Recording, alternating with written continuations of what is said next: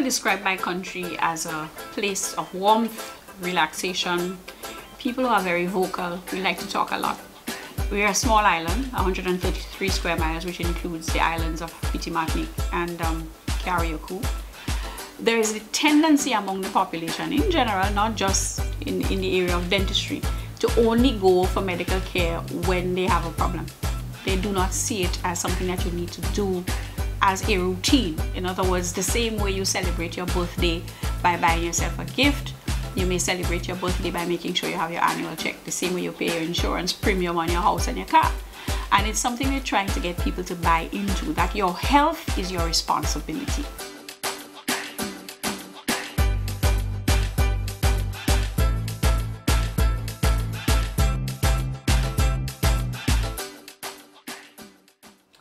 So the original survey that was done in Grenada was by PAHO, and it was done 10 years before we got there, and I believe there was a survey even done 10 years before that.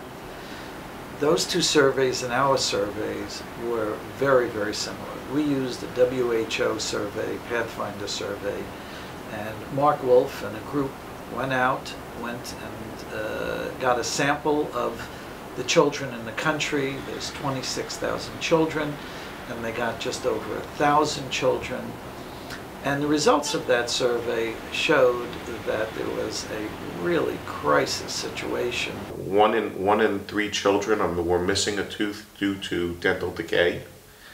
We found that virtually no children had fillings, no restorations had been placed in their mouth. And the average child on Grenada had 6 additional surfaces that were demineralizing.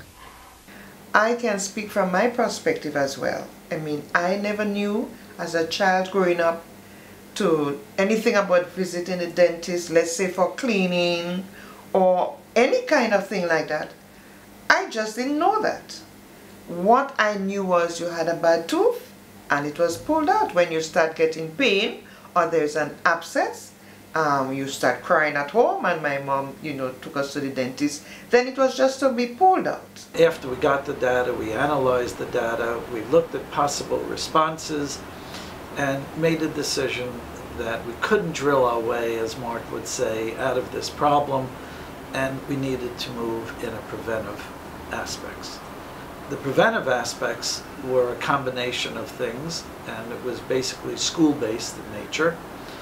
We were going to go in and have a toothbrushing session each day for 2 minutes with fluoridated toothpaste. And Colgate, again, one of our main sponsor, and really, really helpful in allowing us to do this.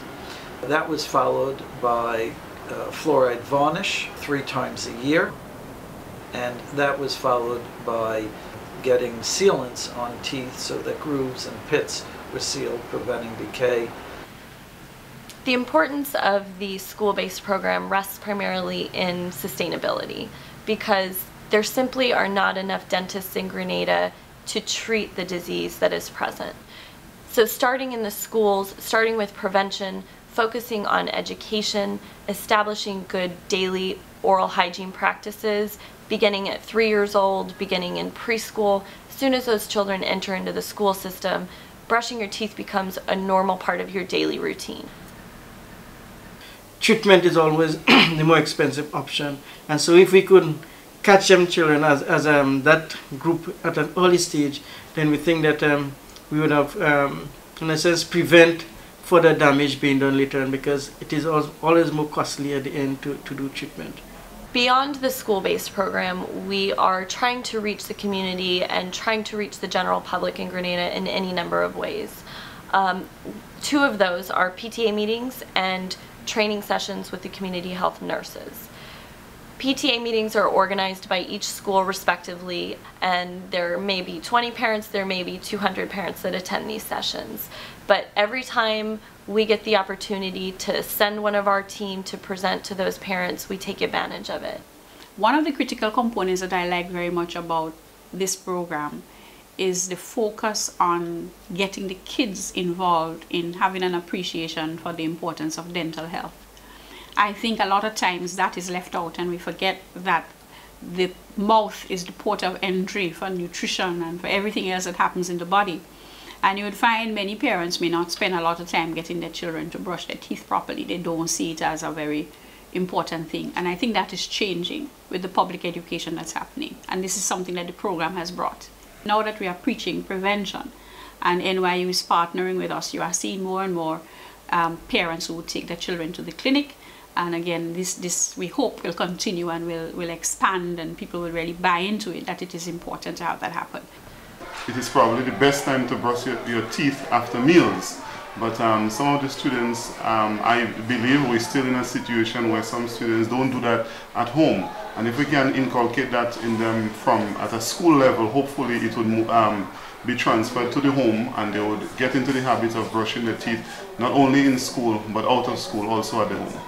It is practical. What they're doing now is practical. We're not just telling them to brush their teeth, but we have the things there for them to brush their teeth. So I think they learn best by doing.